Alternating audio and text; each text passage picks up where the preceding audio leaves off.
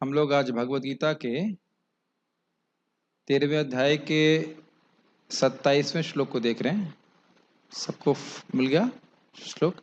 किसी को फोन चाहिए तो आप मेरा फ़ोन यूज़ कर सकते हैं।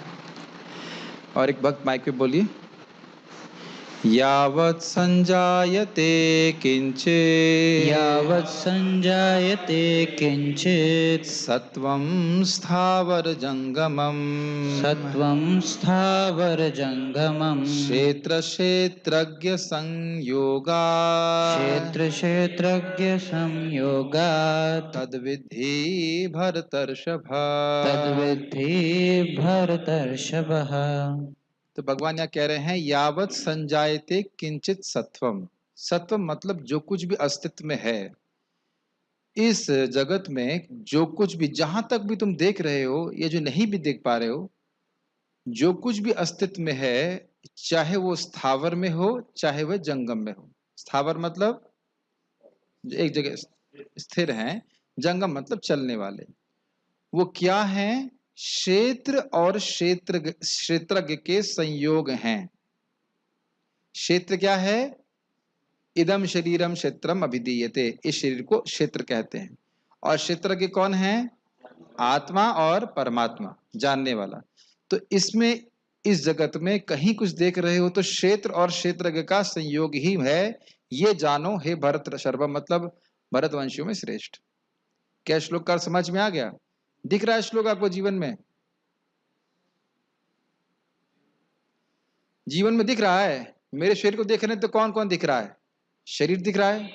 मैं एक जीवात्मा हूं जो दिख नहीं रहा है, लेकिन आपको अनुभव कर सकते हैं कि भाई जीव है इसके अंदर और भगवान भी हैं। भगवान के शास्त्र के अनुसार दिखते हैं और अपने आप में देख पा रहे हैं कि मेरा शरीर है, क्षेत्र मैं हूं, और इसको कंट्रोल करने वाला भगवान भी है।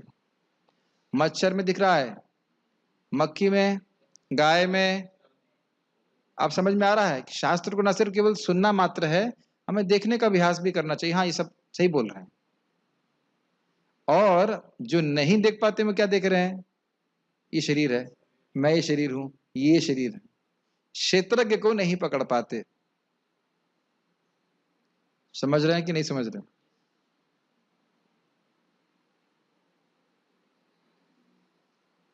कभी कभी हम किसी व्यक्ति के लिए चिंतित होते हैं। उस व्यक्ति की, उस रिश्तेदार की तबीयत बहुत खराब है। किसकी तबीयत खराब है? जिसको आपने देखा नहीं है। देख रहे हैं भगवत गीता का ज्ञान कितना महत्वपूर्ण है। मेरे फूफा जी मर गए, एग्जाम्पल है। कौन मर गया? वो उसके लिए रो रहे हैं जिसको हमने कभी देखा नहीं। ये ध्यान रखिए, हमेशा उपस्थित सारे भक्त लोग कान खोल के सुन लीजिए।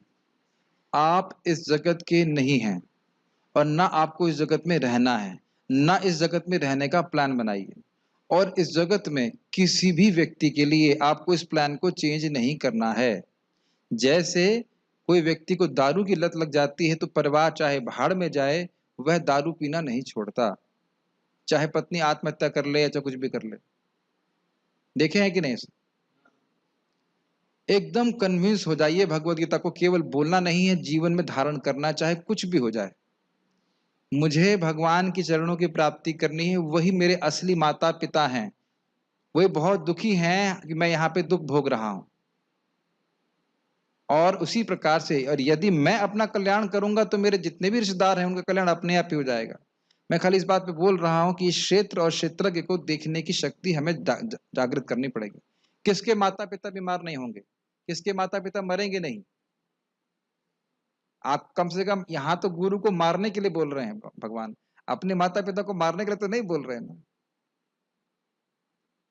जैसे हमारे आकाश प्रभु आईएएस की तैयारी कर रहे हैं, तो आप आईएएस की तैयारी कर रहे हैं तो माता पिता की सेवा कर पा रहे हैं? घर में तो सेवा कर पा रहे थे 12 घंटे पढ़ने के बाद? बस अब समझ में आ गया। तो माता पिता चिंतित नहीं है कि आईएएस में लड़का सेलेक्ट हो जाए तो हमारी सेवा ना करे। क्यों सोच रहे हैं उसका कल्याण हो रहा है, जबकि आईएएस में लड़के के सेलेक्ट होने से माता पिता का कोई खास कल्याण नहीं होने वाला।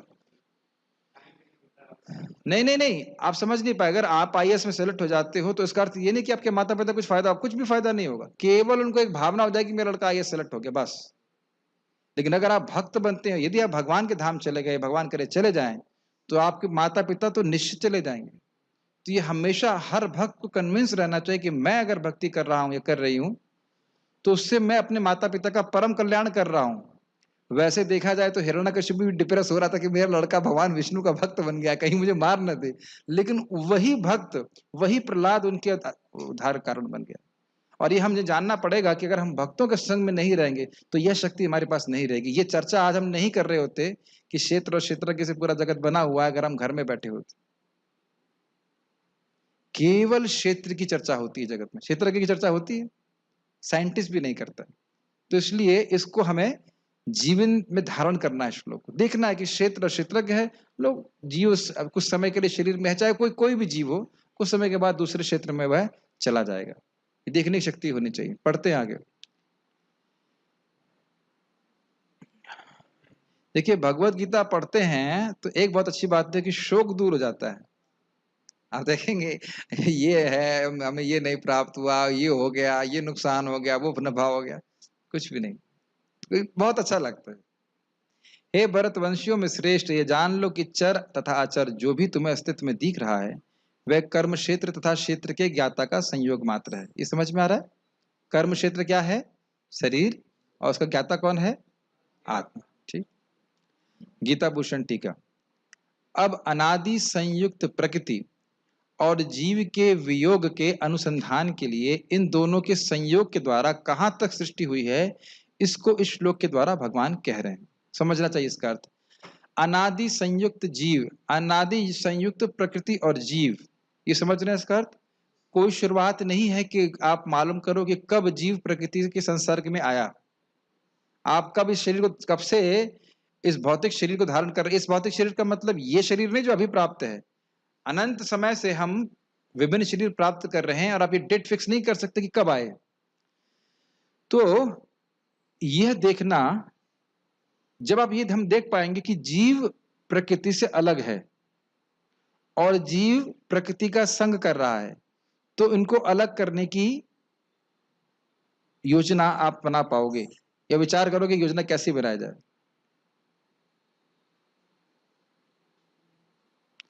जब तक हम यही सोचते रहेंगे कि हम ये शरीर हैं, तो अपने से शरीर को पृथक नहीं समझेंगे, पृथक नहीं देख पाएंगे, तो कभी पृथक होने का प्रयास ही नहीं करेंगे।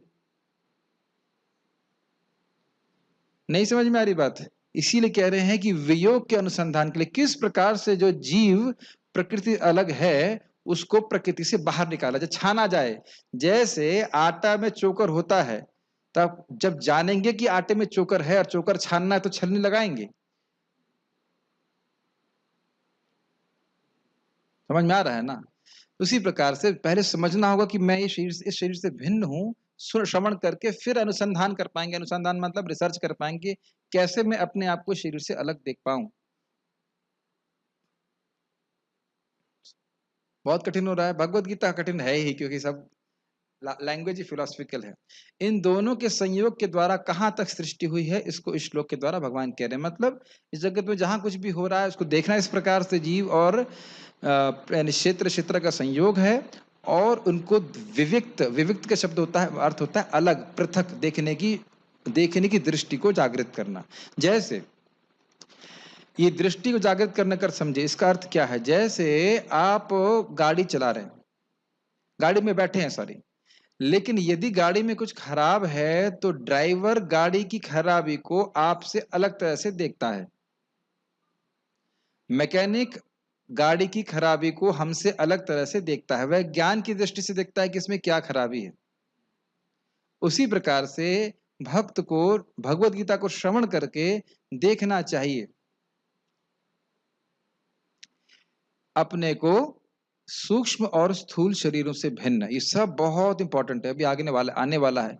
मुक्ति प्राप्त करने के लिए, भगवान का धाम प्राप्त करने के लिए अपने को स्थूल और सूक्ष्म देहों से देखने की कला को समझना होगा। इतना तो पता है ना कि स्थूल और सूक्ष्म देह क्या है? ठीक है। सत्वम अर्थात जो प्राणी जन्म लेते हैं वे चाहे उच्च या नीच योनि में हो या स्थावर या जंगम योनि में हो, यह जानो कि उनके उद्भव का कारण क्षेत्र और क्षेत्रज्ञ के संयोग से होता है। ये लाइन समझ में आ रही है? चाहे देवता की योनि हो, चाहे मनुष्य की योनि हो, और चाहे पशु पक्षी की योनि हो। उच्च योनियां कैसी हो गई? देवता की योनि। नीच योनि कैसी हो गई? पशु पक्षी की। सभी जगह क्षेत्र और क्षेत्रज्ञ का संयोग है या नहीं है? सिंपल। और कितना समय हम लोग क्षेत्रज्ञ को क्षेत्र पे क्षेत्रज्ञ का आरोप करके गलतियां निकालते हैं। ये लाइन समझ में आ रही है? अरे ये आदमी तो ऐसा है। कौन है? किसको देख रहे हैं? क्षेत्र को। और एनालिसिस किसका कर दिया? क्षेत्र का। और किस पे आरोपित कर दिया? गड़बड़ हुआ कि नहीं? कार्य क्षेत्र के द्वारा होता तो क्षेत्र का दिख रहा है आपको? देखिए बहुत गंभीर है। इस भौतिक जगत में, आवाज क्यों नहीं आ रही? हरि बोल। हाँ, इस भौतिक जगत में आवाज एकदम से कम हो गई ना? कैसे कम हो गई? हरे कृष्णा। हरि बोल। थोड़ा यहाँ पे गेन बढ़ा दीजिए। हरे कृष्णा। हाँ, जिस भक्त को पता उसे करना चाहिए ना। आपको पता है ना कैसे करते? हाँ, तो हम बात कर रहे थे कि इस प्रकार से लोगों के स्वभाव ही परिवर्तित हो रहे हैं, ये देखना चाहिए। जीव है, इस शरीर में है, लेकिन वह अपने पूर्वगत संस्कारों के कारण उस प्रकार से बर्ताव करने के लिए बाध्य है। इसलिए अनावश्यक निंदा नहीं करनी चाहिए। समझ पा रहे? नहीं समझ पा रहे? नहीं समझाई? भाई जैसे हमारे अनुपम कृष्ण का कुछ स्वभाव है, मेरा एक स्वभाव है, उद्धव प्रभु का एक स्वभाव है। जीव का ही स्वभाव नहीं है। जीव तो स्वरूप तो बिल्कुल अलग है, ज्ञानानंद है, लेकिन हम भौतिक प्रकृति में से संसर्ग में आकर कुछ संस्कारों के कारण वैसे हैं जैसे हैं, दिख रहे हैं। और प्रायः हम लोग इसी बात को लेकर के लोगों की निंदा करते रहते। तो भगवत गीता के द्वारा कौन सा स्पीकर नहीं चल? हरी हरी। तो इसमें आ रही ना? हाँ, हरी हरी, हरे कृष्णा। नहीं, उससे कुछ नहीं होगा। अब देखिए, आप यही देख लीजिए कि हम देख रहे हैं कि आवाज नहीं आ रही है, लेकिन जिसको एम्पलीफायर का ज्ञान होगा वह अलग तरह से देखेगा कि क्यों नहीं आ रही है। और क्या यहाँ पे आप करंट, उप्स, हाँ ठीक है, तो करंट एक आत्मा की तरह है, ठीक है, और स्पीकर मिक्सर सब कुछ क्या है? वो क्षेत्रज्ञ की तरह है, सॉरी क्षेत्र की तरह है। तो आप देख रहे हैं कि ये चल रहा है, लेकिन इसके पीछे करंट जो दिख नहीं रहा है, लेकिन करंट का प्रभाव आपको दिखाई पड़ रहा है। उसी प्रकार से देखना चाहिए कि स्पेशली भक्तों से डील करते हुए कि मैं इस व्यक्ति के स्वभाव को देख रहा हूँ, उसकी निंदा नहीं करूँ। झगड़ा मूल इसी चीज पे होता है, और हम लोग सोचते हैं वो हमारी तरह कार्य क्यों नहीं कर रहा है। तो देखने की गुण होना चाहिए कि थोड़ा आवाज कम कीजिए, कि क्षेत्र और क्षेत्रज्ञ में अंतर है, और क्षेत्रज्ञ क्षेत्र से भिन्न है। और इसमें भी न सिर्फ जीव क्षेत्रज्ञ है, अपितु परमात्मा क्षेत्रज्ञ भी है, जो जीव और प्रकृति दोनों का नियमन कर रहा है। उसको उस प्रकार से भगवान बुद्धि दे रहे हैं जैसे उसने कर्म किए। समझ रहे हैं मेरी बातें? कुछ कह रहे? ये तो हमेशा याद नहीं रहता है। हमेशा याद नहीं रहता है, तो अगर जैसे हम लोग बचपन में पढ़ाई करते थे और कुछ याद करना होता था तो याद नहीं होता था, तो क्या करते थे? रटते थे बार बार। तो इसीलिए बार बार उसका अभ्यास होना चाहिए। तब धीरे धीरे करके जब हम मान लो याद ना भी रख पाए, फिर अपने को अंदर पीछे से खींचते, अरे मैं भूल गया, भगवान गीता में इस बात को कह रहे हैं। तो इसलिए बार बार अभ्यास करके सुनेंगे तो फिर ये बातें हृदय में टिक जाती। ठीक है, यह जानो कि दोनों प्रकार के क्षेत्रज्ञों और प्रकृति के संयोग से उत्पन्न होते हैं। स्पष्ट है? तो दोनों प्रकार के क्षेत्रज्ञों अर्थात आत्मा और परमात्मा भी होने चाहिए। ऐसा नहीं कि जीवात्मा शरीर में बैठ गया और वो शरीर को चालित करने लग जाएगा। ऐसा हो सकता है? ऐसा नहीं हो सकता। जब हम शरीर छोड़ देते हैं तो ऐसा नहीं कहेंगे अरे ये शरीर तो मुझे बड़ा अच्छा लग रहा है, मैं वापस चला जाऊंगा ना। भगवान की व्यवस्था से ही मैं शरीर में रह रहा हूं।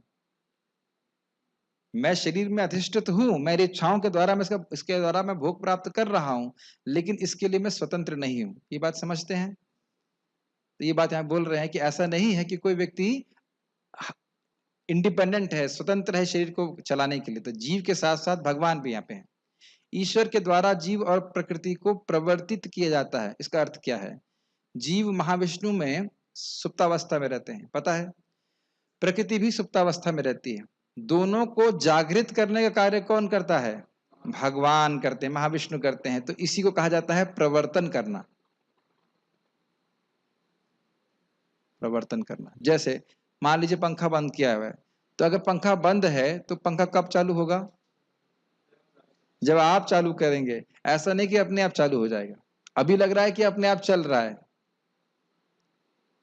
लेकिन आप जानते हो कि उसके पीछे किसी ने एक स्विच ऑन किया है, वो व्यक्ति जीवित व्यक्ति है। यस, तो ये बात बोल रहे हैं कि ईश्वर ही जीव और प्रकृति दोनों का प्रवर्तन करने वाले, एक्टिवेट, प्रवर्तन मतलब हो गया एक्टिवेट करने वाले। और ऐसा नहीं है कि अभी चल रहा है तो अपने आप चल रहा है, यहाँ पे भी भगवान लगातार नियमन कर रहे हैं।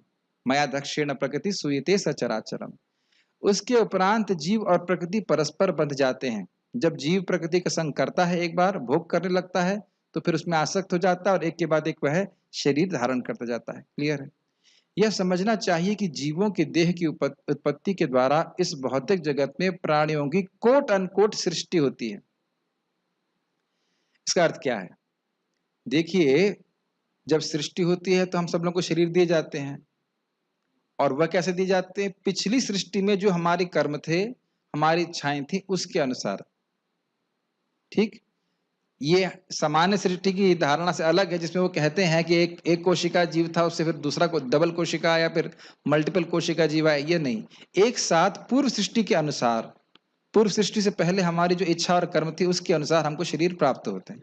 कुछ भक्तों को पता होगा तो कहते नई बात बता नहीं रहे, कुछ नई बात बताइए, लेकिन कुछ लोगों को नहीं भी पता होगा, ये जानना जरूरी है। और देहों की उत्पत्ति होती, देह की सृष्टि भगवान ब्रह्मा जी करते हैं, और उसके द्वारा भौतिक जगत में प्राणियों की सृष्टि होती है, अर्थात उन देहों में जीवों को डाल देते हैं। तो सृष्टि को यहाँ पे कोट अन कोट रखा गया है, अर्थात ऐसा सामान्य भाषा में कह दिया जाता है कि जीवों की सृष्टि इस प्रकार से होती है, लेकिन क्या जीवों की सृष्टि होती है? समझ में आ रहा है? इसीलिए मतलब कोट एंड कोट का मतलब होता है कि एक ऐसे कहा जा रहा है कि शब्द उपयोग करने सृष्टि होती है, या कभी कभी होता है भगवान ने हमारी रचना करी है। भगवान हम की हमारी रचना कभी हम किए नहीं, हमारा अस्तित्व ही इस प्रकार से जीवेर स्वरूप होए कृष्ण नित्यदास। सब बातें समझ में आ रही हैं, नहीं समझ में आ रही हैं? जी, क्या मैं पूछूं अगर कि भगवान ने क्या जीवों की सृष्टि करी है, तो आप क्या कहेंगे? इसी इतनी देर से ही तो समझा रहा हूं मैं। क्या भगवान ने, सुंदर माधव प्रभु, क्या भगवान ने आपकी सृष्टि करी है? देखिए, आपको लग रहा होगा बहुत सिंपल सी बात है, लेकिन अब मैं जब प्रश्न कर रहा हूं तो चुप है लोग। क्या कहना चाहते हैं? नहीं करी, लेकिन भगवान तो सृष्टि करता है, सब कुछ वही उनसे आता है, सब कुछ बनाते हैं। तो आप ये क्यों कह रहे हो कि सृष्टि नहीं करी है? जीव ने इच्छा करी है, तो इच्छा तो तब करेगा जब सृष्टि होगी। मुझे लग रहा था समझ नहीं पा रहे हैं बात। जीव भगवान की तरह ही अनादि है, सुन नहीं रहे थे अभी तक? जीव और प्रकृति दोनों ही अनादि हैं। देख रहे हैं कि भगवत गीता का ज्ञान बार बार सुनना कितना जरूरी है। इसीलिए, और ये सुनने से याद रखिए कि जो इस प्रॉब्लम इस जगत में आप अनुभव कर रहे हो, ये प्रॉब्लम बहुत बड़ी नहीं है, ना बहुत देर के लिए है। दो बातें हैं, बहुत बड़ी नहीं है और बहुत देर के लिए नहीं है। क्या समझते हैं इसका अर्थ? अनादि काल में अगर आप देखें तो ये जीवन बहुत छोटा सा है, तो कोई भी प्रॉब्लम बहुत देर के लिए नहीं है ना। और बार बार थोड़ा सा मेडिटेशन में जाइए, बहुत सारे विषयों को, बहुत सारी चीजों को महत्व देते हैं, लेकिन ये समझ नहीं पा रहे हैं कि अनादि काल में इनका कोई महत्व नहीं। महत्व इसी बात का है कि हम भगवान की ओर उन्मुख हों और भगवान की भक्ति करके भगवान की तरफ आगे बढ़े। Does it make sense? ये बहुत महत्वपूर्ण है। मैं पॉपुलर हो रहा हूँ कि नहीं, लोग मेरे बारे में क्या सोच रहे हैं, वो मेरे बारे में क्या सोच रहा है, या मैं अपने बारे में क्या सोच रहा हूँ, इस तरह की बातों में हम उलझे रहते हैं। ये मन हमको उलझाए रखता है, और इस बात को भगवान आगे कहने वाले हैं, प्रकृति के विकारों से वह अपने को विविक्त देखता है। वो आत्मा ये काम करो तो जो उठ रहा है उससे मैं अलग हूं। ये सब बोलना भी बड़ा आसान, लेकिन उसको अपने को अलग करना मुश्किल है। कम से कम सुने तो सही हमें कि करना क्या है। तो आप समझ रहे हैं कि प्राणियों की सृष्टि यानी कि जीवों की सृष्टि नहीं होती है, केवल उनको देह प्रदान कर दिए जाते हैं, और वह देह भी अनादि प्रकृति के द्वारा उसी से ले लेकर के बनाए जाते हैं। इन सब शब्दों का अर्थ समझ रहे हैं? साधु शरण प्रभु, आपकी सृष्टि किसने करी है? आपकी सृष्टि ब्रह्मा जी ने की है। आप कौन हैं? जीव हूं, तो जीव की सृष्टि ब्रह्मा जी करते हैं। तो फिर आपको मैंने भी क्या पूछा? हाँ समझ रहे हैं। तो देख रहे हैं कि ऐसा लग रहा है कि हाँ समझ में आ रहा है, लेकिन आपको फिर से ध्यान पूर्वक सुना कि मेरी सृष्टि कोई नहीं करता है, मैं भी शाश्वत हूँ, भगवान की तरह मैं भी शाश्वत हूँ। समझ में आ रहा है मेरी बात? बार बार मैं रिपीट करता हूँ इस बात को कि हम लोग बार बार भूल जाते हैं। हम एक दूसरे को नहीं देख पा रहे हैं। निंदा मत कीजिए, मत कीजिए, मत कीजिए। हम एक दूसरे को बिल्कुल नहीं देख पा रहे हैं। देख पा रहे हैं साधु शरण आप मेरे को? मैं आपको देख रहा हूं? ये कैसे प्रश्न कर रहे हैं? हम नहीं देख पा रहे हैं। अभी हमारे पार्थ प्रभु ने मेरा एक फोटो खींचा बछड़े के संग, फिर मेरे को भेज दिया। इसमें हंसने की कोई बात नहीं, गंभीर बात है। मैं अपना सेल्फी वेल्फी कभी खींचता नहीं, ना व्हाट्सएप पे डालता हूँ, लेकिन जब मैंने उसको ऐसे देखा, एकदम से मेरे को लगा कि ये कौन है जो ये फोटो में है। मैं बछड़े की बात नहीं कर रहा हूं, मैं अपने ये कौन, इसको मैं मान रहा हूं कि मैं ये शरीर हूं। और it was not something theoretical, ऐसा नहीं था कि थ्योरी में बात हो रही थी। ये भक्ति करते करते आपको तुरंत देखने लगता है कि ये मैं शरीर नहीं हूं। इसी से सारी बीमारी पड़ी हुई है। आपको याद है ना, अस्मिता, ये सारी बीमारी, फिर राग, ये आदमी दुश्मन है, ये आदमी दोस्त है, इसी में पूरा जीवन लगा रहता है। मैं बार बार निवेदन कर रहा हूं, क्योंकि हम लोग फालतू में एक एनालिसिस कर रहे हैं उस व्यक्ति का जिसको हमने कभी देखा ही नहीं, उसमें आसक्त होने जिसको कभी देखा ही नहीं। सुनना है बार बार हमको कान से, तब जाके थोड़ा थोड़ा मैं समझ में आएगा। तात्पर्य, इस श्लोक में ब्रह्मांड की सृष्टि के भी पूर्व से अस्तित्व में रहने वाली प्रकृति तथा जीव दोनों की व्याख्या की गई है। ये लाइन समझ में आ रही है आप लोगों को? स्पष्ट है ना? अनादि है, ऐसा नहीं कि सृष्टि के समय जीव की सृष्टि होती है। जो कुछ भी उत्पन्न किया जाता है वह जीव तथा प्रकृति का संयोग मात्र है। स्पष्ट है। वृक्ष वृक्ष पर्वत आदि ऐसी अनेक अभिव्यक्तियां हैं जो गतिशील नहीं है, अनिस्थावर। इनके साथ ही ऐसी अनेक वस्तुएं हैं जो गतिशील हैं, और ये सब भौतिक प्रकृति तथा परा प्रकृति अर्थात जीवों के संयोग मात्र हैं। अब तो समझ में आ रहा होगा? हाँ बोलो, हाँ बोलो, जल्दी क्लास खत्म हो जाएगी। आ रहा है? परा प्रकृति क्या होती है सुंदर माधव? माइक दीजिए इनको। हाँ क्यों बोला फिर? जब नहीं समझ में आ रहा तो बोलो नहीं समझ में आ रहा प्रभु जी, परा प्रकृति क्या होती है? भौतिक प्रकृति क्या होती है? अरे इतना तो मुश्किल नहीं है पांडे, भौतिक प्रकृति क्या होती है? भौतिक जगत में जो वस्तुएं देख रही, भूमि आपो अनुल वायु खम मंद बुद्धि रे बच्चा। और परा प्रकृति क्या है यहाँ पे? जी, बस। अब लोग तो ऐसे लगता है प्रभु जी बहुत मुश्किल प्रश्न कर रहे हैं, ऐसा तो है ना? इजी प्रश्न करूंगा ताकि, हाँ डरावना लग रहा है इसलिए रखता हूं ताकि आप लोग क्लास में अटेंटिव रहें, ठीक है ना?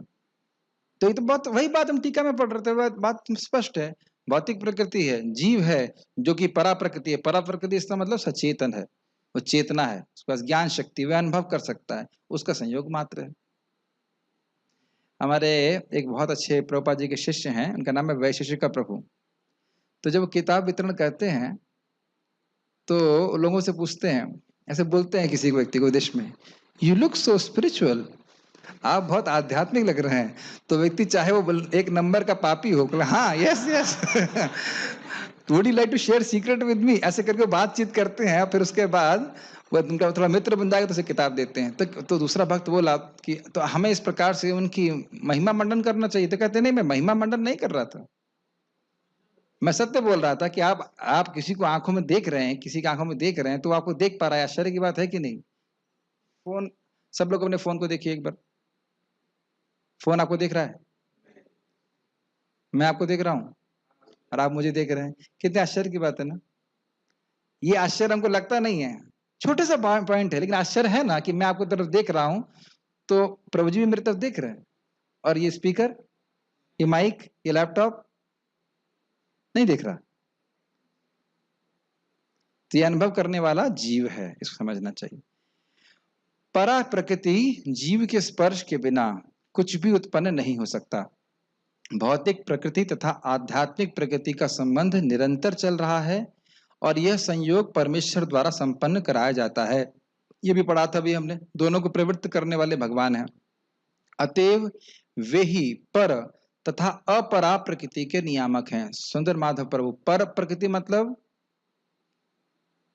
अरे कुछ तो बोलो भाई, आप अपरा प्रकृति नहीं है, जीवात्मा। इसका इतना प्रॉम्प्ट करना पड़ेगा, इतना प्रॉम्प्ट नहीं करना चाहिए। और अपरा प्रकृति मतलब भौतिक जगत, दोनों के नियामक कौन है? भगवान। बस सिंपल। ऐसा लग रहा है कि मतलब लोग जैसे जगे नहीं क्या अब तक? फिर इतना मुश्किल तो नहीं है। आगे बैठो, यहाँ बैठो, आकर पीछे बैठ जाते, बैक बेंचर्स होते ना, ऐसे रहते हैं, चलने दो क्लास, चलने दो, खत्म हो जाएगी बस। अब इतना मुश्किल नहीं है भगवत गीता। अगर आपने पहले से बना के रख लिया कि भाई मुश्किल ही है, मुझे समझना ही नहीं है, जैसे मैं केमिस्ट्री क्लास में आईआईटी में करता था, या पढ़ना ही नहीं है, तो फिर आप मन बंद करके बैठ जाओगे, भाई कुछ समझ नहीं आएगा। लेकिन ये हमारे कल्याण के लिए। अभी आप देखिएगा इससे क्या फायदा होता है। जीव को, भगवान को और प्रकृति को अलग अलग देखने से आप क्या फायदा उठाओगे, देखने वाले हो अभी। अपरा प्रकृति उनके द्वारा सृष्ट है और परा प्रकृति उस अपरा प्रकृति में रखी जाती है। आकाश प्रभु समझ में आया? आकाश, पृथ्वी, जल, वायु, अग्नि, आकाश और इत्यादि की सृष्टि भगवान ने करी है कि नहीं करी है? क्या आकाश, पृथ्वी, जल, वायु, अग्नि हमेशा रहते हैं या नहीं रहते हैं? कि हमेशा नहीं रहते हैं। सब भूल गए, हमेशा नहीं रहते हैं। प्रलय के बाद इनकी कुछ नहीं रहता है। पढ़ाया था कि नहीं पढ़ाया था? प्रधान, महतत्व तो सब भूल गए। आज ब्रेकफास्ट में क्या खाया था? कुछ नहीं खाया था, याद है? लंच में क्या खाया था? याद है? लेकिन गीता में क्या पढ़ा था? सब भूल गए। अभी तो कभी कभी ऐसा रहता है कि मान लीजिए लंच में पेट भर भी गया, प्रभु जी चटनी नहीं मिली आज, ये याद रहता है। इससे थोड़ा ऊपर भी उठना चाहिए, है कि नहीं? तो आप जानते हो कि आकाश, पृथ्वी इत्यादि जितने भी हैं, इंद्रियां हमेशा रहती हैं कि नहीं रहती हैं? इंद्रियों के विषय हमेशा रहते हैं कि नहीं रहते हैं? नहीं रहते हैं। समझ में आ रहा है? याद आ रहा है ना? वो चार्ट पढ़ाया था। तो यहाँ इसी तरह बोल रहे हैं, भगवान प्रकृति की सृष्टि करते हैं, मतलब प्रकृति को एक्टिवेट करते हैं। प्रकृति हमेशा रहती है, लेकिन प्रकृति की अभिव्यक्ति करते हैं, इसलिए बोला जा रहा है कि प्रकृति की सृष्टि करते हैं। अब नहीं समझ में आ रहा तो मैं नहीं जानता है। नहीं और है साम्य अवस्था प्रधान की होती है, उसमें कुछ होता नहीं है। लेकिन उस पर जब भगवान काल शक्ति का शोभ करते हैं तो फिर महतत्व इत्यादि की सृष्टि होती है। तो उस अर्थ में कहा जा रहा है कि भगवान प्रकृति की सृष्टि करते हैं, अन्यथा प्रकृति भी अनादि है। ठीक है। और उसमें अपरा प्रकृति, परा प्रकृति उस अपरा प्रकृति में रखी जाती है। इसका अर्थ समझ रहे हैं? जीव को भौतिक जगत में रख दिया जाता है। इस प्रकार सारे कार्य तथा अभिव्यक्तियां घटित होते हैं, सारे कार्य होते हैं। आगे पढ़ते हैं, मेरे पीछे बोलिए। समम सर्वेषु भूतेषु समं सर्वेषु भूतेषु तिष्ठन्तं परमेश्वरम् तिष्ठन्तं परमेश्वरम् विनश्यत्सु विनश्यन्तं विनश्यस्तु विनश्यत्तं यः पश्यति स पश्यति। यः पश्यति स पश्यति। अब दूसरी ज्ञान की दृष्टि, समम सर्वेषु भूतेषु, सभी जीवों में, भूत का अर्थ यहाँ पे है जीव, सभी जीवों में, तिष्ठन्तं परमेश्वरम, वह परमेश्वर भगवान परमात्मा समान रूप से अवस्थित हैं। संस्कृत जिसने थोड़ी सी भी पढ़ी होगी मेरी बात समझ रहा हो, है ना? घबराने की जरूरत नहीं है। विनश्यत्सु मतलब ये जब शरीर हैं, जब ये नष्ट हो जाएंगे, अविनश्यंतम तब ये परमात्मा और जीवात्मा नष्ट नहीं होते। यह पश्यति स पश्यति, जो ऐसा देखता है वह देखता है। ये बहुत अच्छा लगता है मुझे, जो देखता है। कहीं कहीं लिखा हुआ है पश्यन्नपि न पश्यति, देखते हैं लेकिन नहीं देखते हैं। जैसे अरे मेरे पिताजी मर गए, तो पिताजी तो सामने लेटे हुए हैं। नहीं, चले गए तो कौन चला गया? आत्मा चली गई तो आत्मा को तो देखा नहीं, तो रो किसके ले रहे? अभी एक भक्त मुझे बोल रहे थे, तो कह रहे मेरे घर में बड़ा प्रेशर हो रहा है, और मुझे भौतिक कार्य में बहुत लगाया जा रहा है, मुझे कथा वथा सुनने में रुचि नहीं आ रही, क्या करना चाहिए? मैंने कहा हाँ हाँ करना चाहिए, भागवत में भी लिखा है, परिवार वाले पत्नी बोले पैसा कमाओ ये करो, हाँ हाँ हाँ हाँ हाँ हाँ हाँ हाँ हाँ हाँ हाँ हाँ करते रहना चाहिए, लेकिन कार्य अपना ही करते रहना चाहिए। 8 घंटे एक गृहस्थ भक्त को नौकरी करने के लिए करना चाहिए, अगर पैसे की जरूरत है तो बस। 8 का 9 नहीं होना चाहिए, 10 नहीं होना चाहिए। 8 घंटे काम करो बाकी, और वह भी इसलिए ताकि परिवार को भक्ति करने का मौका मिले। ये मैं बातें बोल रहा हूं, जैसे लगता है कि परिवार के लोग प्रेम कर रहे हैं, लेकिन यदि वो कह रहे हैं कि भक्ति नहीं करो, तो ये याद रखिए कि जब हमारी मृत्यु होगी और हमें पता नहीं कि कब होगी, तब वह हमारी मदद करने के लिए बिल्कुल असहाय होंगे। माता पिता भाई बहन रो सकते हैं, लेकिन रोक नहीं सकते मृत्यु को। रो सकते हैं लेकिन मृत्यु को रोक नहीं सकते। जैसे हर व्यक्ति, अगर मान लीजिए यहाँ पे अजगर के द्वारा लीला जा रहा हो, तो वह दूसरे की मदद नहीं कर सकता। काल कर्म गुणाधीनो देह इह पंच भौतिक। ये जो हमारा शरीर है, ये काल कर्म और गुणों के प्रभाव के अधीन है। वह अपनी ही रक्षा नहीं कर सकता, दूसरे की क्या करेगा? रक्षा अगर कर सकते हैं तो क्या करना है? लोगों को बताना है कि भगवान का आश्रय है। कैसे? महामंत्र का जप करके, हरे कृष्णा कृष्णा कृष्णा हरे हरे, हरे राम राम राम हरे। तब इस काल सर्प से व्यक्ति बच सकता है। तो अब जब तो ये भगवती का ज्ञान क्या बोल रहे हैं भगवान, यहां देखना कि परमेश्वर सभी के हृदय में है, समान रूप से सभी को उनके भोग प्रदान करने की सुविधा दे रहे हैं। और अगर वह भक्ति करता है तो भगवान वहां भी उसको समान रूप से उसकी भक्ति को ग्रहण करने के लिए बैठे हुए हैं। भगवान किसी से घृणा नहीं करते, ये होता है समता में देखने की दृष्टि। समझ रहे हैं? ऐसा नहीं है कि कोई व्यक्ति चांडाल है तो उसके हृदय में भगवान नहीं बैठेंगे, या सुअर की योनि में अगर जीव है तो उसमें नहीं बैठेंगे। इससे पहले वाले श्लोक में आपने देखा कि क्षेत्र और 2 प्रकार के क्षेत्र को देखता है। ठीक है, अब इसमें यह देखना जरूरी है कि हर शरीर में विभिन्न जीव को देख रहा है। प्लीज ध्यान दीजिए, अनुपम कृष्ण प्रभु जो जीव हैं और शुभ कृष्ण दास जो जीव हैं, उन दोनों में अंतर है या नहीं है? क्यों अनुपम कृष्ण प्रभु इतना सोच रहे हो? जीव तो अंतर नहीं। मैं किससे प्रश्न कर रहा हूं अभी? मैं किससे प्रश्न, यही बात समझ गए ना? सत्य सच्चिदानंद की दृष्टि से आप भी सच्चिदानंद है, मैं भी हूं, लेकिन व्यक्तित्व आपका और मेरा है ना। मैं आपसे बात कर रहा हूं कि मैं अपने से बात कर रहा हूं? ये बहुत महाराज जी बता रहे थे कि एक व्यक्ति मायावादी था, वो बहुत वाद विवाद करता था, आप सुने होंगे इसको। तो एक बार वृंदावन आया और एक भक्त ने बोला, महाराज जी आप इतना लोगों को हराते हैं, कहते हैं सब कुछ ब्रह्म है, ये है, तब ये बताइए कि क्या अगर आप भी ब्रह्म हैं या जिसको आप हरा रहे हो वह भी ब्रह्म है, तो आप अपने से अपने को हरा करके खुश होते रहते हो? समझ रहे ना मेरी बात? आप कह रहे हैं मुझ में आप में कोई भेद नहीं है और मैं आपको हरा रहा हूं, तो आप इसी में खुश हुए जा रहे हैं कि आपने अपने आप को ही हरा दिया। तो वह व्यक्ति एकदम शक रह गया। उसने वैष्णव को प्रणाम किया और फिर दोबारा ऐसी फिलॉसफी कभी नहीं बोली। एकदम अजीब सी बात है ना। मैं आपको, अगर आप और मैं सेम है तो मैं आपको हरा के क्या खुशी प्राप्त करूंगा? तो ये फिलॉसफी गलत है। तो यहाँ पे देखना ये होगा कि विभिन्न शरीरों में विभिन्न जीव हैं। सुंदर माधव प्रभु समझ में आ रहा है? और दोनों के शरीर में परमात्मा एक ही है। तो यहां जो बोल रहे हैं समम सर्वेषु भूतेषु तिष्ठन्तम परमेश्वरम, मतलब भगवान परमेश्वर सभी के जीवों में, शरीरों में एक है। और एक शब्द यहाँ बहुत महत्वपूर्ण है, परमेश्वर, परम नियंता। ईश्वर शब्द है परम नियंता। ऐसे नहीं बैठे और कुछ कर नहीं पा रहे हैं, सभी कुछ वही कर रहे हैं। जैसे मेरे प्रवचन को सभी लोग एक प्रकार से नहीं ग्रहण कर पा रहे हैं, उसके पीछे बीच में भगवान भी हैं। ठीक है, तो धीरे धीरे जब हम भक्ति करते हैं तो फिर ग्रहण करने की क्षमता बढ़ने लगती है, भगवान और उस ज्ञान को प्रकट करते हैं। और आप भी से एक देख पा रहे हो कि जितना पहले समझ में आ रहा था उससे कुछ अधिक समझ में आ रहा है। तो भगवान धीरे धीरे इस बात को प्रकट करते हैं। अगर भक्ति करते हैं तो धीरे समझ में आता है। और ये भी आप जानते हो कि जब इस प्रकृति, इस शरीर का नाश हो जाता है तो आत्मा का नाश नहीं होता। जब इस प्रकार का व्यक्ति देखता है तो आप कहेंगे ये तो बड़ी आसान सी बात है, फिर कोरोना से डर क्यों रहे हो? ठीक है, आप बीमारी से बचने का प्रयास करें, ये ठीक है, लेकिन भयभीत होने की क्या जरूरत है? शरीर को बचाना मतलब डूइंग द नीडफुल, जो आवश्यक है वो करिए। लेकिन इसका ये मतलब नहीं है कि हमारी जो भक्ति के कार्य हैं, हमें श्रवण कीर्तन जो करना है इस शरीर में रहते हुए, उसको भूल करके भयभीत ही होते रहे। और भय से हो क्या जाएगा? मान लो होना ही होगा तो केवल कोरोना से ही मर सकते हैं आप, और कोई तरीका नहीं मरने का। भगवत गीता में लिखा है कि जो भी जन्म लेगा वो केवल कोरोना से ही मरेगा। लिखा है, कौन से श्लोक में लिखा है? 19 अध्याय में।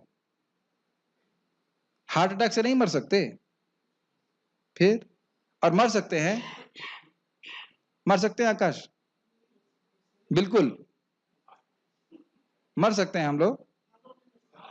हम नहीं मर सकते। यस, हम केवल शरीर को त्याग रहे हैं। अच्छा, मैं ये कहूं कि अभी उम्र कितनी हो गई आपकी?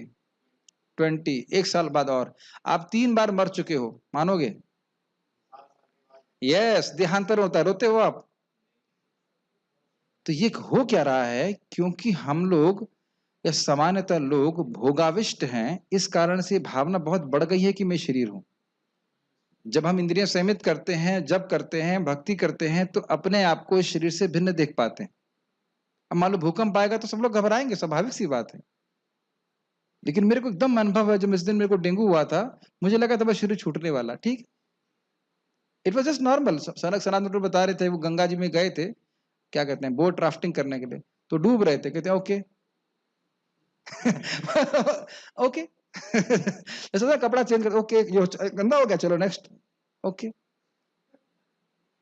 ये भक्ति का प्रभाव होता है। अगर भक्ति आप दृढ़ता से करते रहो, ओके ओके लगता है, और कुछ नहीं। क्योंकि आप जान रहे हैं भगवान की भक्ति कर रहे हैं, तो भगवान आपको हमेशा अगला जो स्थान देंगे तो वह उच्चतर स्थान होगा। क्या चिंता करनी? इस समय जो मुझे करना उसकी चिंता करनी, फ्यूचर की चिंता करनी ही नहीं, भगवान उसकी चिंता करेंगे। और भगवान हमेशा भक्त को अच्छी व्यवस्था देते हैं। आप मेरी बातें समझ रहे हैं? इसका मतलब ये नहीं कि कोई व्यक्ति अगर बीमार है या कुछ ऐसा है तो जाके आप उसका आलिंगन कर लीजिए, लो भाई अब मुझे कोरोना करो, ऐसा नहीं है। Devotee of Krishna is fearless but not foolish. मूर्ख नहीं होता है, लेकिन इसका अर्थ यह भी नहीं होता है कि भयभीत होता रहे, से कुछ नहीं होता है। तो इस प्रकार से देखना चाहिए कि मैं इस शरीर के नष्ट होने के बाद कभी नष्ट नहीं होता। जैसे इस जीवन में मेरे शरीर नष्ट हो गए कि नहीं हो गए? अभी बताया ना मैंने, बचपन का शरीर नष्ट हो गया तो कहां रो रहा हूं मैं? क्या मैं नष्ट हो गया? नहीं हुआ। तो इस शरीर के नष्ट होने के बाद मैं नष्ट होऊंगा? मृत्यु, हमें भाई मीटिंग चल रही थी, कोरोना कोरोना, हमने कहा हम कोई पहली बार तो ना मर रहे हैं। पहली बार मर रहे हैं क्या? कोई नया फिनोमेनन बताइए जो घबराए उससे। हर बार ही तो मरते रहते हैं। तो उससे रोकने का प्रयास करना है, भक्ति करने। घबराने की जरूरत नहीं है, भगवान स्वयं भागवत में इसको बोलते हैं। जो परमात्मा को समस्त शरीरों में आत्मा के साथ देखता है, और जो ये समझता है कि इस नश्वर शरीर के भीतर ना तो आत्मा न ही परमात्मा कभी भी विनष्ट होता है, वही वास्तव में देखता है। और इस प्रकार से भय से मुक्त होता है। धीरज तत्र न मोहयति, गीता भूषण टीका। इसलिए व्यक्ति को भगवान को जीव से विविक्त यानी अलग देखना चाहिए, परंतु जीव और प्रकृति में स्थित देखना चाहिए। यह सत्य इस श्लोक से कह रहे हैं। क्या मतलब है? पिछले श्लोक में सीखा कि इस जगत में कुछ भी दिख रहा है वो क्या है? क्षेत्र और क्षेत्रज्ञ का संयोग। और क्षेत्रज्ञ कौन से हैं? जीव और परमात्मा। तो अब ये देखना, इसलिए मतलब इसका फायदा, इसका बहुत फायदा है। इसलिए यह देखो कि जीव है, परमात्मा है और प्रकृति है, और ये तीनों एक दूसरे से अलग हैं। ये देखना है। परमात्मा कभी जीव नहीं है और ना जीव कभी परमात्मा है। यह अगर हमने देखना कि अभ्यास सीख लिया तो आगे इसके लाभ बताए जाएंगे कि हम पराम गति को प्राप्त होंगे। वो जैसे पढ़ते जाएंगे समझ में आएगा। आपको क्या दृष्टि डेवलप करनी है कि परमात्मा भगवान कभी भी जीव नहीं है और जीव कभी परमात्मा नहीं बन सकता, और परमात्मा जीव और प्रकृति के साथ उस क्षेत्र में स्थित है। नहीं समझ में आती बात? इसके बहुत फायदे हैं। एक प्रैक्टिकल फायदा बताता हूं। अगर आपको कोई बहुत अच्छा आइडिया आता है तो पकड़ लेना चाहिए कौन दिया है। कौन दिया है? मेरी बुद्धि ने। कि मैं बुद्धिमान हूं इसलिए आइडिया है, बिकॉज मैं महान हूं इसलिए है। ये ऐसा हम सोचते हैं। आप कुछ ना कुछ अच्छे कार्य करते ही हो, हर वक्त कुछ ना कुछ करते हैं, लेकिन पकड़ लेना चाहिए आइडिया किसने दिया। जैसे अभी मैं देख रहा था कि बोला कि भाई ये भीष्मा डिपार्टमेंट बंद होगा, मंदिर बंद हो रहा है तो भीष्मा डिपार्टमेंट बंद होगा। एकदम से मुझे आइडिया दिया, अरे वहां पे डीटी, वहां पे रूम में भीष्मा चला सकते हैं। कौन दिया? कृष्ण दी। नहीं तो कितने समय तक बंद रहता, कोई जानता है, कोई दिक्कत होती। कोई कुकिंग कर रहे हैं, कुछ भी आप अच्छा कर रहे हैं कृष्ण की सेवा में, तभी देखेंगे कि कृष्ण आपको बुद्धि दे रहे हैं। अगर स्पेशली भगवान का नाम जप कर रहे हैं बहुत अच्छे से, तो भगवान इस प्रकार की बुद्धि देते हैं, ये करो ये करो। तो जो कुछ भी हम कर पा रहे हैं वे भगवान की कृपा से हो पा रहा है, भगवान बुद्धि दे रहे हैं। समझ रहे हैं बात? इसलिए कभी भी हम जो कुछ कर पा रहे हैं उसका श्रेय हम स्वयं नहीं लेंगे। ये सब बहुत प्रैक्टिकल चीजें हम सीखेंगे। तत्ववेता, अब हम जानेंगे कैसे। तत्ववेता भक्तों के संग के द्वारा व्यक्ति को उन विविक्त भगवान को देखना चाहिए जो सभी स्थावर जंगम शरीरों में स्थित जीवों में एक रस या समम रूप से विराजमान हैं और जो जीवों के शरीरों के नाश के समय नष्ट नहीं होते। इनका अर्थ क्या होता है? देखिए, एक रस का अर्थ क्या होता है? एक रस का अर्थ है कि जो कभी प्रकृति का संग नहीं करते, जो अपने स्वरूप से कभी च्युत नहीं होते, उनके गुण से कभी अलग नहीं होते, भगवान का ज्ञान कभी नष्ट नहीं होता। जैसे सूर्य हमेशा एक रस तेजमय है। समझ में आ रहा है? सूर्य में कभी पानी का अंश आता है पांडे जी? हमेशा तेजवान रहता है कि नहीं रहता? लेकिन यह तो बात संगत नहीं लगती है। सुबह तो सूर्य हमको लाल लाल दिखाई पड़ता है, दोपहर में पीला पीला दिखता है। ऐसे कैसे एक रस है? हाँ, भले वो दिखता जरूर है कि सुबह ठंडा है और थोड़ा लाल है, और लेकिन वह हमेशा एक रसा, एक रस हमेशा। समझ लीजिए, एक रस मतलब एक जैसा। भगवान हम पर कृपालु कब तक रहेंगे? हाँ, अनादिकाल से हैं और अनंत काल तक रहेंगे। वह हमेशा ही हमारे स्वामी रहेंगे, उनके गुणों में कभी परिवर्तन नहीं आता। इसलिए एक रसता कहते हैं। ठीक? क्या जीव भी एक रस है? बद्ध जीव एक रस नहीं है। उसमें हजार अपनी पहचान व प्रकृति के विकारों से करता रहता है, जो बार बार परिवर्तित हो रहते हैं। कभी इच्छा, कभी काम, कभी क्रोध, कभी लोभ। जब मुक्त अवस्था में आ जाएगा तब वह अच्युत हो जाएगा। अच्युत मतलब अच्युत के गुणों से, भगवान की भक्ति से कभी च्युत नहीं होगा। अभी तो हम लोग एक रस नहीं रह पाते, है कि नहीं?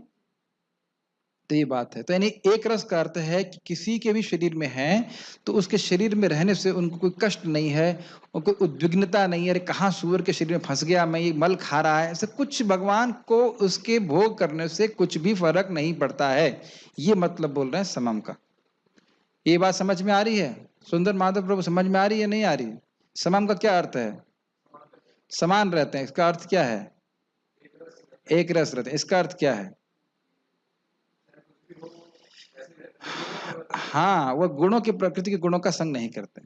और चाहे सूअर के शरीर में हो या देवता के शरीर में, तो अरे देखो उसे कितना भोग प्राप्त हो रहा है, भगवान उसमें भी निर्लिप्त रहते हैं ना। उन्हें कोई मतलब नहीं, मतलब नहीं है, मतलब उस भोग से मतलब नहीं है। और वह जीव को वहां बैठे बैठे भोग की सुविधा प्रदान कराते। प्रभुपाद जी संबंध में कहते हैं, भगवान आप परमात्मा के रूप में मेरे हृदय में हैं, आप मुझे हमेशा प्रेरित करिए कि मैं हरे कृष्ण मंत्र जप करके आपका स्मरण कर सकूं। ये यही वहां से प्रार्थना होनी चाहिए कि हम उनका स्मरण कर सकें, उनकी कृपा से ही कर पाएंगे। और जब ये तो स्पष्ट है, जब शरीर का नाश होता है तो ना परमात्मा नष्ट होते हैं ना जीवात्मा नष्ट, स्पष्ट है। जो व्यक्ति इस प्रकार से देखता है वह वास्तविक रूप में देख पाता है, वही सत्य का दर्शन करने वाला है। एक बार एक आईआईटी में एक डिवोटी मेरे को बोले, प्रभु जी अगर मुझे सत्य का दर्शन करने वाला व्यक्ति मिल जाए तो मैं अपना जीवन न्यौछावर कर दूंगा उसके ऊपर। उन्होंने शादी कर ली क्योंकि उनकी पत्नी सत्य का दर्शन करने वाली थी। समझ में आया? समझ में आया?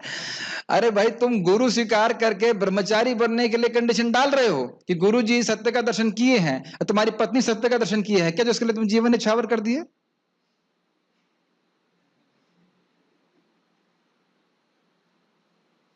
इतना बड़े, इतनी धूर्तता करता है। अब ठीक है, तुम ये कह दो कि तुम्हें शादी करनी है, यह क्यों बोल लो कि किसी ने सत्य का दर्शन नहीं किया है? आप मेरी बात समझ रहे हैं? ये हमारे मन की ट्रिक है। उस वक्त वो मुझसे बड़े थे तो मैं कुछ बोला नहीं था इस बात पर। ऐसा नहीं है कि हमको एक बहुत अच्छा, आपको ये कैसे मालूम चलेगा कि आपके गुरु महाराज ने सत्य का दर्शन किया है? विश्वास नहीं कर सकते, आपको नहीं पता है, आपको नहीं पता ये बात, ध्यान दीजिएगा इस बात। हम इस तरह से मालूम करते हैं कि गुरु महाराज जो कुछ भी बोल रहे हैं वे परंपरा से ज्ञान देते हैं, शास्त्र से ज्ञान देते हैं। बाकी उनके साक्षात्कार क्या है वो तो हमारी रेंज में ही नहीं है। अरे गुरु महाराज की बात छोड़ दीजिए, हम तो भी अनर्थ निवृत्ति में जो निष्ठा के लेवल पे है वो भी हम समझ नहीं पाएंगे वो कैसे करता है। अब तो जिस भक्त को जब में नींद नहीं आती है वो ये आश्चर्य करेगा ये लोग सो क्यों रहे हैं जप में, इसमें इसमें सोने वाली बात क्या है। और जिसको नींद आ रही है वो कहेगा ये प्रभु जी सो क्यों नहीं रहे। ऐसे प्रश्न, आपको नींद नहीं आती जब में, ये रहता है। तो ये समझ रहे हैं वाटर टाइट कंपार्टमेंट है, जिसकी चेतना आपसे उच्च है, आप सोच ही नहीं सकते वो सोच कैसे रहा है। तो ये तो हमारी है ना, कितने आश्चर्य की बात। पत्नी ने सत्य का दर्शन नहीं किया है, उसको जीवन में छावर कर देंगे, लेकिन गुरु महाराज की शरण नहीं, गुरु जो तो सत्य का दर्शन किए होंगे तब हम उनकी शरण में जाएंगे। ये सब धोखेबाजी है। बहुत पुरानी बात है ये 15 साल पुरानी बात है, लेकिन याद रहती है। तो इस प्रकार वह देखता है कि जो परमेश्वर भगवान कृष्ण एक रस और अविनाशी हैं, वे प्रकृति संयुक्त जीव से विविक्त हैं। विविक्त मतलब अलग हैं, यानी कि भगवान कृष्ण शरीर में हैं और जीव जो इस प्रकृति से युक्त होकर के भोग कर रहा है, इससे भगवान अलग है। कभी भगवान जीव नहीं बनते, ना जीव भगवान बन सकता है। तात्पर्य, जो व्यक्ति सत्संगति से तीन वस्तुओं को, शरीर, शरीर का स्वामी या आत्मा तथा आत्मा के मित्र को एक साथ संयुक्त देखता है, वही सच्चा ज्ञानी है। ये ध्यान देना होगा कि भक्तों के अलावा अगर कदाचित व्यक्ति उल्टे सीधे सत्संग में भी चला जाता है तो भी यहाँ गड़बड़ कर जाएगा कि आत्मा कौन है, भगवान कौन है। जितना आसानी से प्रभुपाद जी के तात्पर्य से पढ़ के समझ में आ रहा है, आप नहीं समझ सकते कि बाहर के लोगों जो टीचर है उनको भी समझ में नहीं आता। मैंने उदाहरण पहले भी दिया था कि कुंभ मेला में गए थे, स्वामी जी प्रवचन कर रहे थे और बैठे हुए हैं, हमें उस सच्चिदानंद की प्राप्ति करनी है, किसकी, वो डेफिनेशन नहीं। यहां तक कि भागवतम के श्लोक का उदाहरण दे रहे हैं और कृष्ण का नाम ही नहीं है कि कृष्ण की प्राप्ति करनी। तो आदमी चुपचाप बैठे सोच रहा है कि क्या इसको समझ में आ रहा है, ये दूसरों को समझा पाएगा। और कारण यही है कि वो एक प्रामाणिक परंपरा में ज्ञान स्वीकार नहीं करते। और नहीं तो अब हम सब सामान्य भक्त हैं, क्लियर समझ में आ रहा है कृष्ण भगवान है, परमात्मा है, मैं आत्मा हूं और मुझे भगवान की सेवा करनी और ये प्रकृति से मैं अलग हूं। ये फायदा होता है परंपरा में ज्ञान स्वीकार करने का। कभी आप चेक करना, किसी भी दूसरे से जो फालतू लोग घूम रहे हैं इधर, उनसे पूछना कि कौन है परमात्मा, कौन ईश्वर है, कौन परम पिता है, वो कुछ क्लियर नहीं बता पाएंगे। जब तक आध्यात्मिक विषयों के वास्तविक ज्ञाता की संगति नहीं मिलती, तब तक कोई इन तीनों वस्तुओं को नहीं देख सकता। इसलिए जो लोग इन तीन वस्तुओं को नहीं देख पा रहे हैं, उनसे हमें गाइडेंस नहीं लेनी चाहिए। जैसे अगर आपको कहीं रास्ता पूछना है, ये उदाहरण कभी नहीं दिया, ये भी कृष्ण दे रहे हैं। अगर आप कहीं जा रहे हो और आपको रास्ता नहीं पता है तो अंधे से रास्ता पूछेंगे? बोलिए, कभी दिया उदाहरण? नहीं दिया ना, एकदम से आ रहा है। कहीं जा रहे हैं और भटक गए आप और रास्ता पूछने के लिए आप किसी अंधे से रास्ता पूछेंगे? और वो अंधा कोई भी हो सकता है, उसका नाम कुछ भी हो सकता है, अगर वो अंधा है, उसे नहीं दिख रहा है, तो उससे रास्ता पूछा नहीं जाता। बातें आप लोग को बहुत सिंपल लग रही होंगी, लेकिन मैं लोगों के व्यक्तिगत जीवन में इसको घटित होते हुए देखता हूं। बहुत कठोर बोलने का मन करता है तो आप लोग बोल ही देते हैं। चाहे वो रिश्तेदार हो, चाहे कुछ भी हो, वो सब अंधे हैं, उन्हें कुछ नहीं पता है कि मानव जीवन का उद्देश्य क्या है। और कठोर बोला जाए तो वो पशु तुल्य ही है। उनसे पूछो कि आहार, निद्रा, भय, मैथुन के अलावा कुछ जानते हैं क्या? हम उनका सम्मान जरूर करें, जैसे कि प्रहलाद महाराज हिरण्यकशिपु का सम्मान कर रहे हैं, लेकिन उनके साथ चले नहीं। नहीं तो अंधा यथांधे रूपनीय माना तेपी स्वतंत्रा उद्दाम निबद्धा। अंधों के पीछे अंधे चलेंगे और हम बर्बाद हो जाएंगे, हमारा मानव जीवन व्यस्त हो जाएगा। इसलिए बार बार जीवन में केवल एक ही है, क्या है वो? जीवन टलमल, क्या श्लोक है वो? कमल दल जल जीवन टलमल, भजहूं हरिपद नीति रे। यही एक बात है। और अकेले भक्ति नहीं होती, याद रखिएगा। एक दिन, 2 दिन हो जाएगी, 4 दिन हो जाएगी, लेकिन 365 दिन और सभी दिन नहीं होगी। इसीलिए बोल रहे हैं कि सत्संग में आकर के सुनना चाहिए इन बातों को, तब हम देखने की शक्ति प्राप्त कर पाएंगे। जिन लोगों की ऐसी संगति नहीं होती, वे ज्ञानी हैं, वे केवल शरीर को देखते हैं और जब यह शरीर नष्ट हो जाता है तो समझते हैं कि सब कुछ नष्ट हो गया। और आपको याद हो कि ये राग अभिनिवेश का अर्थ क्या था? कि मेरे भोग का ये साधन जो शरीर है और इंद्रियां, ये नष्ट हो गई तो मैं खत्म हो गया। जैसे कभी किसी का धन छूट जाता है, खत्म हो जाता है, क्या कहते हैं? साहब हम तो बर्बाद हो गए, सब कुछ खत्म हो गया, हम खत्म हो गए साहब, खत्म हो गए, खत्म, कुछ बचा नहीं। ऐसा होता है ना, क्यों? क्योंकि हमारी पहचान उससे होती रहती। मेरा ये एक अनुभव है, हमारे मंदिर में एक भक्त हैं, उनकी डराने की बहुत आदत है। मतलब अद्भुत शक्ति भगवान ने दी है कि वो डरा, अरे मंदिर में पैसा नहीं आ रहा है, मंदिर बंद हो जाएगा, तो ऐसा वो बोलते हैं इतनी शक्ति से कि आदमी भयभीत हो जाता है। फिर मैं पूछता हूँ प्रेसिडेंट के, क्या होगा भाई, प्रभु जी पैसा नहीं आ रहा ना, क्या प्रॉब्लम है? वाणी में बहुत शक्ति होती है, और ऐसे लोग आपको जब 70 से ऐसे लोगों से घिरे रहेंगे तो हमको यही लगेगा जीवन का उद्देश्य जो है भगवान भगवत प्राप्ति नहीं है। अरे जिसने माँ के गर्भ में रक्षा करी है वो आगे रक्षा नहीं करेगा? आज तक रोटी किसी को ना मिली हो तो रोटी के उपलक्षण से चावल समझ लेना चाहिए, कभी रोटी नहीं मिलेगी तो चावल मिल जाएगा, लेकिन भूखे कौन मर रहा है बताइए?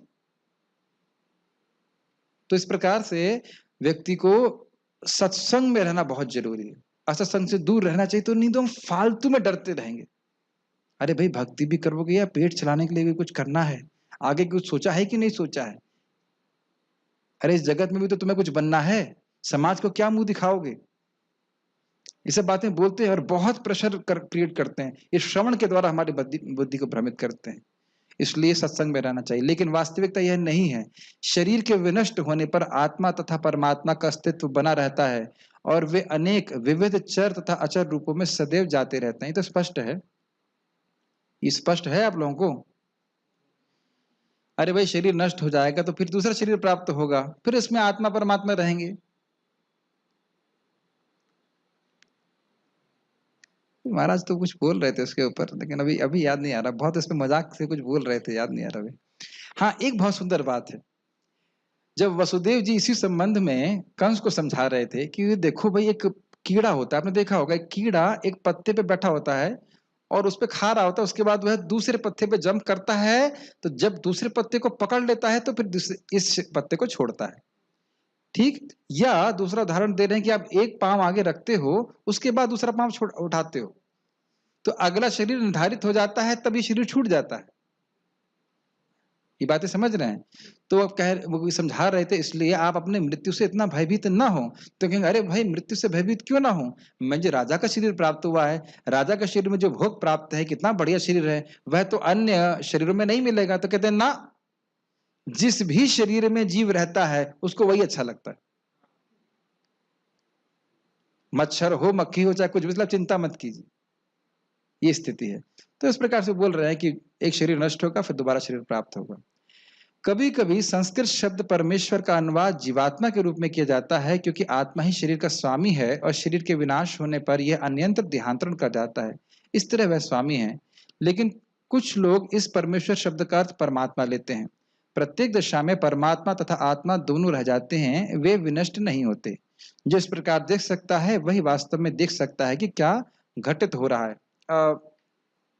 ये बात यहाँ पे दो जगह ले रहे हैं, क्योंकि आचार्य गणों में थोड़ा सा अलग अलग अर्थ है, अलग लेते हैं। कोई परमात्मा को परमेश्वर, परमात्मा मतलब परमेश्वर मतलब जीव इस शरीर को अधिष्ठित किया हुआ है, उसके द्वारा भोग रहा है, तो इसलिए उस दृष्टि से जीव इस शरीर का ईश्वर है, और